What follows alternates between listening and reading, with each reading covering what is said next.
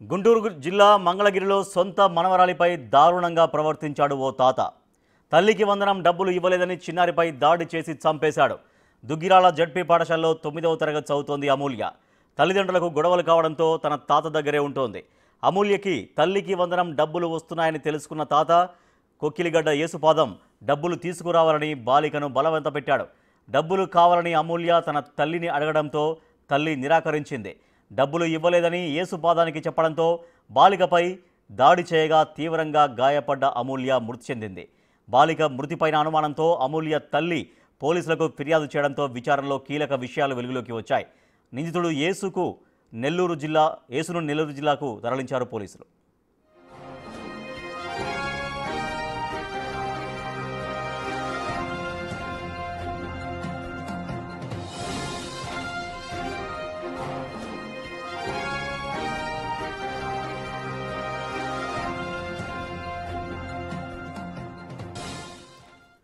మరింత సమాచారాన్ని మా ప్రతినిధి సాయి శంకర్ అందిస్తారు. సాయి శంకర్, సొంత మనవరాలిపైన తాత ఘాతుకాన్ని ప్రదర్శించాడు.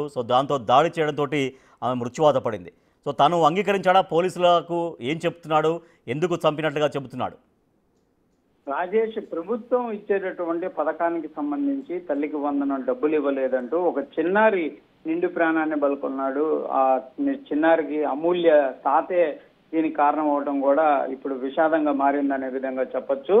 అయితే ఇదంతా కూడా జూలై నెలలో తల్లికి వందనం అనేది అందరికి పడినటువంటి నేపథ్యంలో అమూల్య అనేటటువంటి విద్యార్థినికి కూడా 15,000 రూపాయలు పట్టడం జరిగింది. అయితే దీనికి సంబంధించినటువంటి అంశంలో తల్లికి డబ్బులు పడతాయి.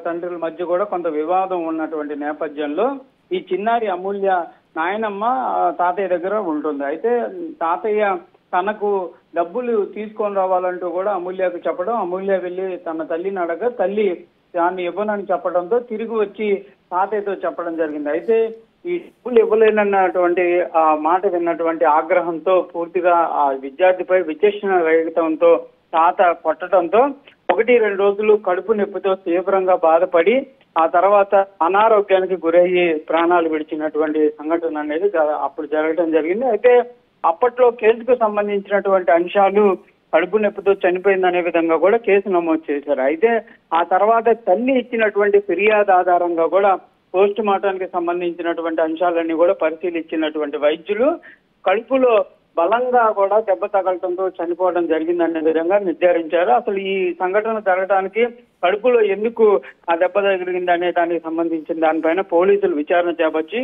తల్లిదండ్రులకు సంబంధించిన వాళ్ళతో పాటు తాతయ్యని నాయనమ్మను కూడా విచారించగా తాతయ్య కొట్టినట్టు కూడా ఒప్పుకోవడం జరిగిందనే విధంగా పోలీసులు చెప్తున్నారు. దీంతో అతన్ని అరెస్ట్ చేసి ప్రస్తుతం రిమాండ్కి తరలించారు. అయితే జరిగిన సంఘటనలంతా కూడా దుగ్గిరాల్లో జరగటం, అక్కడ కూడా విషాద ఛాయలు. ఇప్పుడు అంటే గతంలో ఈ సంఘటన ఎవరికి తెలియదు, జరిగినప్పుడు చనిపోయినటువంటి విధానం తెలియకపోవడంతో అక్కడ వాళ్ళు కూడా తెలుసుకోలేకపోయారు. ప్రస్తుతం ఈ సంఘటన తెలుసుకోవడంతో స్థానికులు కూడా ఆ తాతయ్య పైన కూడా తీవ్ర ఆగ్రహాన్ని వ్యక్తం చేస్తున్నారు. 15,000 రూపాయల డబ్బుల కోసం చిన్నారి ప్రాణం తీయటం ఏంటి అనే విధంగా కూడా వాళ్ళంతా కూడా ప్రశ్నిస్తున్నటువంటి పరిస్థితులు ఉంది. ఏదైనప్పటికీ కూడా ప్రస్తుతం తల్లి ఫిర్యాదు ఆధారంగా మాత్రం కేసు నమోదైంది. తండ్రిని రిమాండ్కి కూడా తరలించినటువంటి పరిస్థితులు ఉన్నాయి. Rajesh, right, thank you Sai Shankar. తల్లికి వందనం డబ్బుల కోసం సొంత మనవరాలిపైన దాడి చేసి చంపేశాడు ఒక తాత.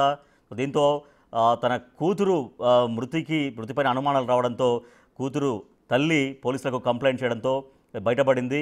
తన తాతే సొంత మనవరాల్ని తల్లికి వందనం డబ్బుల కోసం చంపేసినటువంటి విషాదం మనం చూస్తూ ఉన్నాం.